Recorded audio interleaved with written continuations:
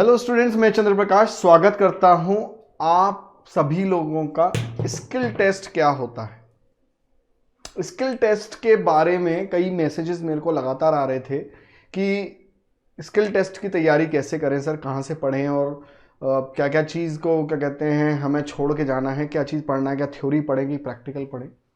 तो सभी लोगों को बता दूं, स्किल टेस्ट सबसे पहले तो जो बेटा पेपर होता है वो आपका रिटन निकालने के बाद होता है और उन बच्चों का होता है जो लोग आईटीआई के बाद कोई एग्जाम क्रैक किए हुए होते हैं, रिटन एग्जाम, चाहे वो टेक्नीशियन नाम से हो चाहे टेक्निकल अटेंडेंट नाम से हो, नाम कोई सा भी हो सकता है, पर जो आपकी क्वालिफिकेशन है वो आईटीआई रहनी चाहिए।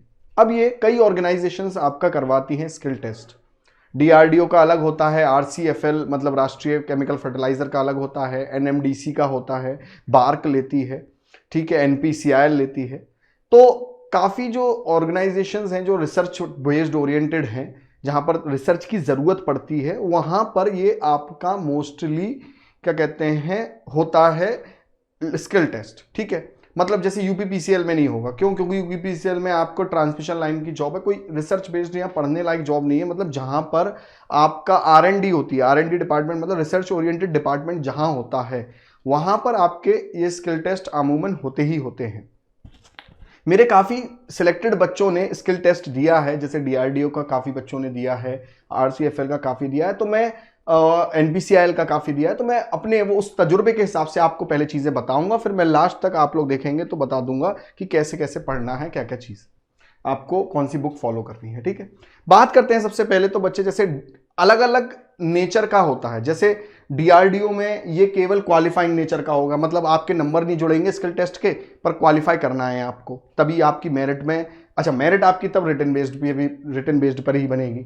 आरसीएफएल में बात करें तो वहां पर नंबर होते हैं स्किल टेस्ट के, कुछ कुछ जगहों पे नंबर होते हैं, कुछ कुछ जगहों पे क्वालिफाइंग होता है। तो बात सीधी मुद्दे की इतनी है। अब एक बात समझ लीजिए कि आप लोगों को कौन सा स्किल टेस्ट देने जा रहे हो, ये सबसे पहले आपको जानना पड़ेगा कि क्या आप जो स्किल टेस्ट देने जा रहे हो उसके नंबर है या क्वालिफाइंग नेचर का है। तो उस हिसाब से आपको उसका क्या कहते हैं गंभीरता आपकी बन जाती है। ठीक है, हालांकि गंभीरता इसमें कोई दो राय नहीं है कि आपकी क्वालिफाइंग में ऐसा नहीं है कि बच्चा कोई भी चाहेगा कि उसका क्वालिफाई भी ना हो, पर जब नंबर जुड़ने की बात हो जाती है तो और इसकी गंभीरता डबल हो जाती है, क्योंकि आपको मेरिट में इसके नंबर लगेंगे और मेरिट बनेगी तो आपको इसमें अच्छे नंबर लाने पड़ेंगे। जैसे डीआरडीओ की मैं बात बताता हूं क्या होता है सबसे पहले, या कहीं पर भी क्या होता है। आप लोग जाएंगे तो आप सभी बच्चों का जो है क्या कहते हैं लैब में एंट्री आपकी कराएंगे, अटेंडेंस वगैरह होती है।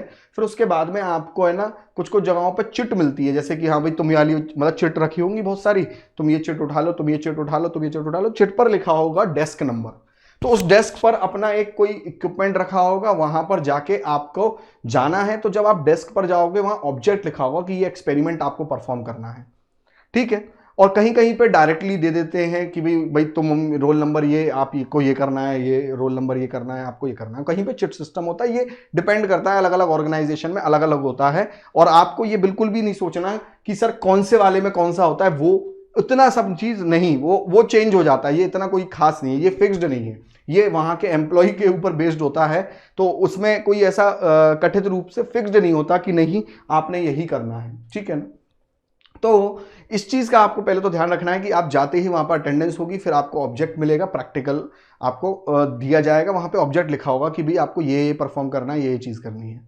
अब बात करते हैं ये एक्सपेरिमेंट कौन सा करना है, क्या चीज करनी है, वो क्या क्या चीज आमूमन होती है। ठीक है, जैसे फॉर एग्जाम्पल आपको दे देंगे वहां पे ट्यूबलाइट दे देंगे, स्विचेस दे देंगे, आपको एमीटर वोल्ट मीटर दे देंगे, कहेंगे ट्यूबलाइट को पूरा कनेक्शन से जोड़िए। और एमसीबी जरूर रहती है, क्योंकि अगर मान लो कोई फॉल्ट कंडीशन बनी तो एमसीबी कम से कम उसे ओपन तो कर देगी।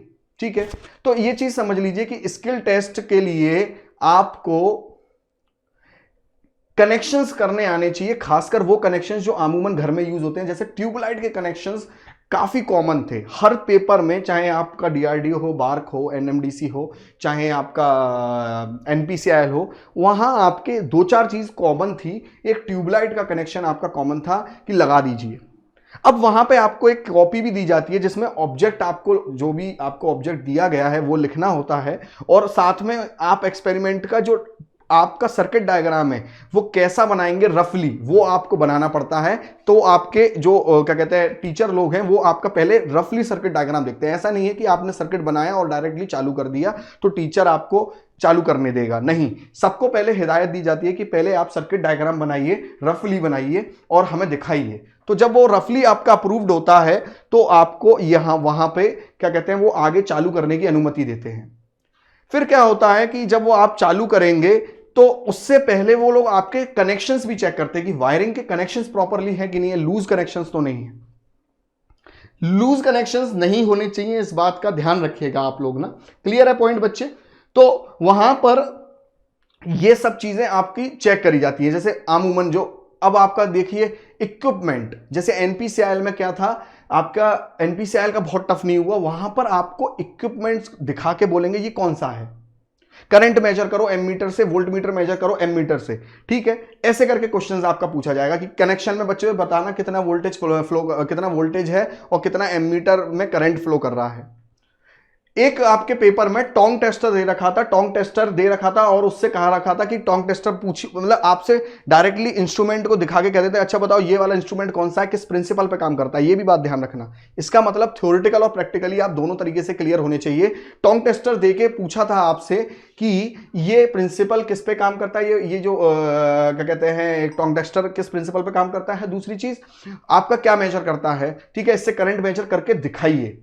फिर बाद में पूछा कि इससे दिखाइए लाइए, आप उन्हें बच्चा बोलेगा कि करंट मेजर करता है, फिर पूछा बोला कि दिखाइए करके इसे आप मेजर ना। तो ये एक चीज है कि आपको सारे इक्विपमेंट्स का ज्ञान होना चाहिए ना, आपको सारे इक्विपमेंट्स पता होने चाहिए और किस किस प्रिंसिपल पे वर्क कर रहे हैं, ये सब चीजों का आपको ज्ञान होना चाहिए। इक्विपमेंट क्या क्या होते हैं एक लैब के अंदर, सोचिए। स्टार्टर होता है, आपके जितने भी एमीटर वोल्ट मीटर होंगे वो होगा, सीआरओ होगा, ठीक है। किस किस का थोड़ा थोड़ा थोड़ा प्रिंसिपल आपको सबके सबके पढ़ के जाने हैं, ये थ्योरेटिकल पॉइंट हो गया, ठीक है।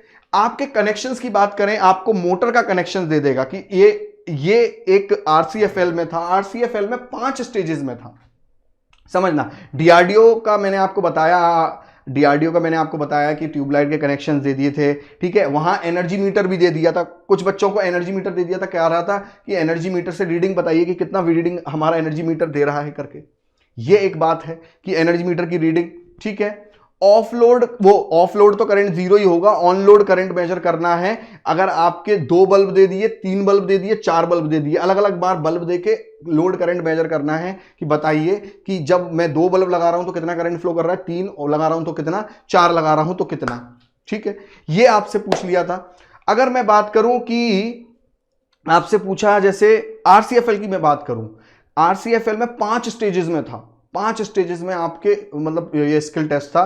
जैसे एक स्टेज में आपका इक्विपमेंट का केवल नाम पूछा था, दूसरे स्टेजेस में आपके ये पूछा था कि मतलब सिंपल इक्विपमेंट में देखो, एक तो जो आपके मैकेनिकल इक्विपमेंट्स है वो सब आपको पता नहीं, औजार जिसे कहते हैं, ये पढ़ के जाइएगा आप पहले से, औजार जिसे कहते हैं, है ना। जितने भी चाहे आपका स्पाइनर हो, पाना, रेंच वगैरह, इन सब के बारे में जानकारी लीजिएगा, ठीक है। अग्निशामक यंत्र जो होते हैं, फायर एक्सटिंग्विशर जो होते हैं, क्लास ABCD का, इनके बारे में जानकारी लेके जाइएगा।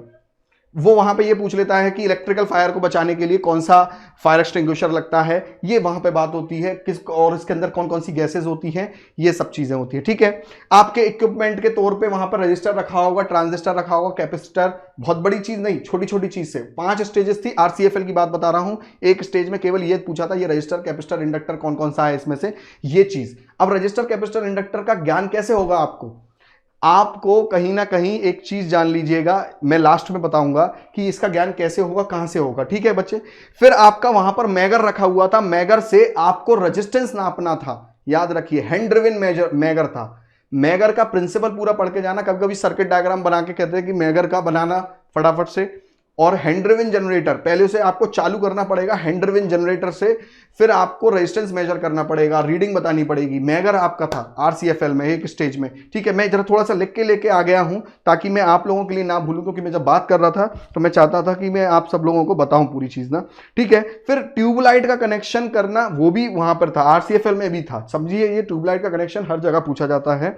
और वोल्ट मीटर, एमीटर और करंट कैसे मेजर करना है, ये सारी चीजें हैं, ठीक है ना। मतलब वही ट्यूबलाइट के अंदर जब पूरा कनेक्शन होगा तो वोल्टेज, करंट, एमीटर, मतलब रेजिस्टेंस कितना है, ये सब चीज हमें बतानी थी कनेक्शन में, ठीक है। अच्छा, एनपीसीआईएल में मैं बात करूं, ये तो आरसीएफएल में, एनपीसीआईएल में मैं बात करूं तो सिंपल आपका पूछा गया था कि क्या कहते हैं, एक तो इक्विपमेंट के नाम पूछे थे कि ये कौन कौन सा है, बस एनपीसीआईएल का इजी हुआ था, इक्विपमेंट के नाम पूछे थे, कौन सा जॉइंट, वायर में कितने प्रकार के जॉइंट होते हैं, टी जॉइंट, लैप है ना, टी जॉइंट होते हैं, है ना, जॉइंट बॉक्स सिस्टम होता है, वायरिंग कितनी प्रकार की होती है, वायरिंग कितने प्रकार की होती है वो पूछा था, ठीक है, एनपीसीआईएल में। और आपका जो है जब वायरिंग की बात आए ना, वायरिंग की पूरी थ्योरी कंप्लीट कर लीजिएगा। जैसे वायरिंग आपकी कितने प्रकार की होती है, क्लीट, कंड्यूट, है ना, सरफेस कंड्यूट, कौन सी कितने वोल्टेज पे यूज होती है, ये सब चीजें आपकी पूछता है। और आरसीएफएल में जो लास्ट स्टेज थी उसमें आपका पूछा था पूरा स्टेटर का, आपको वो स्टेटर कह रहा हूं, स्टार्टर का, आपको मोटर का स्टार्टर दिया था और आपको बोला था कि मोटर कनेक्ट करके स्पीड कंट्रोल, वो उसकी स्टार्टिंग का जो है करंट कंट्रोल करो, ठीक है। तो वकायदा मोटर का कनेक्शन करवा के, चेक करवा के, पहले वो सर्किट डायग्राम बनाए थे, ठीक है, और चेक करवा के तब उन्होंने स्टार्टर को चालू करवाया था, याद रखिए। स्टार्टर का कनेक्शन क्लियर होना चाहिए, वहां पर स्टार्टर से जुड़ा हुआ उन्होंने डीप प्रिंसिपल भी पूछ लिया कि no volt coil 4 point starter में कैसे कनेक्ट रहती है और 3 पॉइंट स्टार्टर में कैसे कनेक्ट रहती है। जैसे 3 पॉइंट स्टार्टर में नो वोल्ट कॉइल सीरीज में कनेक्ट रहती है फील्ड वाइंडिंग के, और 4 पॉइंट स्टार्टर में पैरेलल में कनेक्ट रहती है फील्ड वाइंडिंग के। ये कुछ पॉइंट्स थ्योरेटिकली क्लियर होने चाहिए, ठीक है।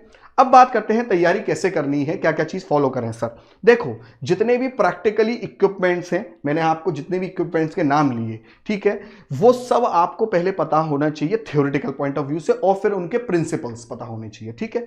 ये इतनी चीजें आपको पता होनी चाहिए। और आप लोग ध्यान रखिए कि लैब में जो जो चीज आपके दिमाग में आती है वो चीज के प्रिंसिपल आपको पहले से पता होने चाहिए, चाहे सीआरओ हो, चाहे आपके हर इक्विपमेंट कैसे काम करता है वो हो, ठीक है, आपका पीएमएमसी मीटर क्या किस पर काम करता है, एमएमसी मीटर, ये सारी चीजें क्लियर पहले से होनी चाहिए एज अ थ्योरी के पॉइंट पे। अब बात करेंगे कि सर प्रैक्टिकल में कनेक्शन कैसे करना सीखूं। मेरी तो आईटीआई ऐसे ही कंप्लीट हुई थी, धप्पल में मैंने पास की थी, मुझे पता है ये सारी चीजें आपके दिमाग में चल रही होंगी। देखो, आप एक काम करिए, इसके लिए आप 2 चीजों को पकड़िए पहले, ठीक है। कोई आसपास आपके एक अच्छा इलेक्ट्रीशियन हो तो उससे आप पहले ये चीज जानिए, उसके पास जाइए, उसको थोड़ा सा कनेक्शन उससे सीखिए कि ये ट्यूबलाइट का कनेक्शन कैसे होता है, स्विच कैसे लगाएंगे, ठीक है, फ्यूज कैसे लगाएंगे, और वाइंडिंग का अगर थोड़ा बहुत तरीका सीख लोगे तो वो आप पूछ लीजिए। आसपास कोई आपके दुकान होगी इलेक्ट्रीशियन की, जान पहचान का बंदा होगा, कह दे भाई फ्री में सिखा दे मेरे को, भाई सिखा दे मेरे को, मेरा टेस्ट है। या फिर आप लैब में भी जा सकते हैं, जैसे आपने जहां से आईटीआई करी होगी वहां पर आसपास कोई अच्छा कॉलेज होगा, उस लैब में आप चले जाइए, बात करके देखिए। हालांकि जब मेरे बच्चे सिलेक्ट हुए थे तब वो लोग लैब में गए थे, आसपास जो हमारे यहाँ क्षेत्र में अच्छे कॉलेजेस हैं उन्होंने मना कर दिया था करवाने के लिए। इनफैक्ट उन्होंने पैसे देके भी बोला था कि भाई पैसे देके आप लोग ये कर लीजिए, हेल्प कर दीजिए, हमारा पेपर है, तब भी मना कर दिया था। तो मतलब कुल मिला के एक उम्मीद बचती है कि इलेक्ट्रीशियन जो आसपास है उससे आप ये चीज़ें सीख लें, समझ लें। अब बात आती है सर उस इलेक्ट्रीशियन पे मैगर तो नहीं होगा, टोंग टेस्टर हो भी सकता है, नहीं भी हो सकता, अगर छोटा है वो इलेक्ट्रीशियन बंदा, दुकान उसकी छोटी है, तब क्या करें।